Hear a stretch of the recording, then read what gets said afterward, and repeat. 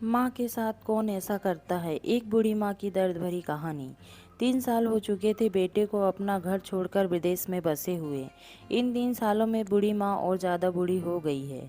75 वर्ष की उम्र में सुलोचना देवी की याददाश्त काफ़ी कमज़ोर होती जा रही थी। उन्हें रोज़मर्रा की चीज़ें याद न रहती, लेकिन जो उन्हें हमेशा याद रहता वह था उनका बेटा। दिन हो या रात, एक पल भी ऐसा ना होता जब उन्हें अपने बेटी की याद ना आती। दूसरी तरफ बेटा था जो साल भर में एक आध बार अपने माँ को फ़ोन कर दिया करता है और 1-2 मिनट से ज़्यादा बातें भी ना किया करता। फिर भी वह बूढ़ी माँ टकटकी लगाए अपने बेटे का इंतज़ार करती। एक दिन बेटे का विदेश से फ़ोन आया। हेलो हेलो, सुन रही हो ना माँ? अनिल बोल रहा हूँ, तुम्हारा बेटा। कैसी हो माँ? मैं ठीक हूँ बेटा। तुम और बहू और मेरा पोता कैसा है? माँ ने पूछा। सब अच्छे हैं माँ। मैं अगले हफ्ते गांव आ रहा हूँ माँ तुम्हें लेने। अब हम सब साथ में ही लंदन में रहेंगे। तुम्हारी बहू कह रही थी माँ को यहाँ पर लेकर आओ, बेचारी अकेली वहाँ परेशान होती होगी। बेटे ने कहा। माँ की बूढ़ी आंखें, शुकी आंखें आंसुओं से भीग गई।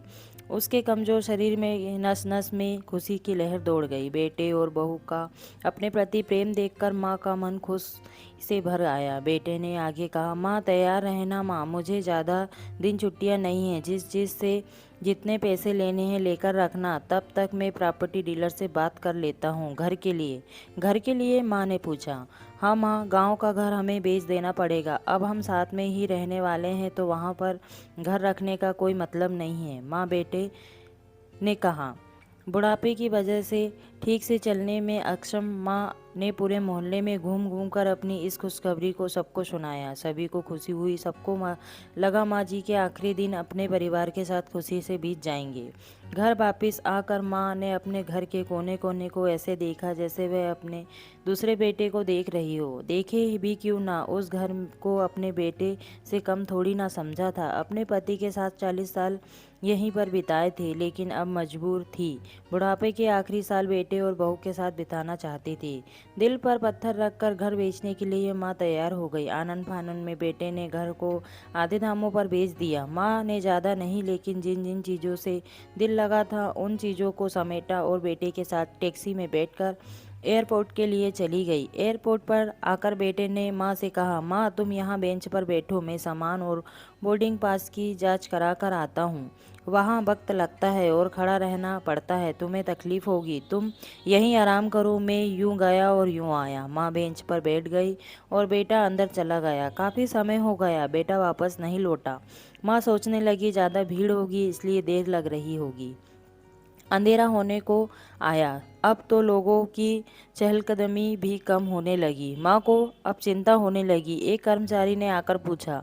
किससे मिलना है माँ जी आपको? यहाँ पर क्यों बैठी हैं? डरती हुई आवाज़ में सुलोचना देवी बोली। मेरा बेटा का अंदर सामान की जांच कराने गया है, लंदन जा रहे हैं हम।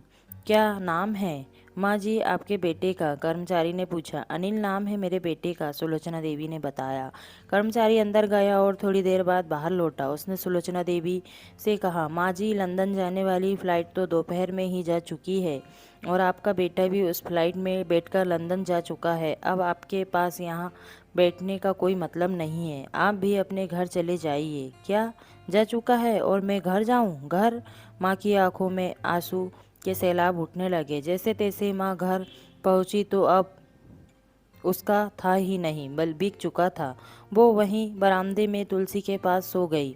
घर के नए मालिक को उस पर दया आई तो एक कमरा किराए से उसको दे दिया। पेंशन के पैसों से खाना और किराए का बंदोबस्त हो जाता था। दिन बीतने लगे। कुछ दिनों बाद घर के नए मालिक ने सुलोचना देवी से कहा। माँ जी आप अपने रिश्तेदारों के यहाँ पर जाकर क्यों नहीं रहती हैं? इस उम्र में आपके लिए वही अच्छा होगा। अच्छा तो होगा, लेकिन अगर मेरा बेटा वापस आया तो उसका ख्याल कौन रखेगा? मेरा बेटा बहुत भोला है, उसे अपना ख्याल रखना बिल्कुल नहीं आता। मैं कहीं नहीं जाऊंगी, क्या पता कब उसे मेरी ज़रूरत पड़ जाए, माँ ने कहा।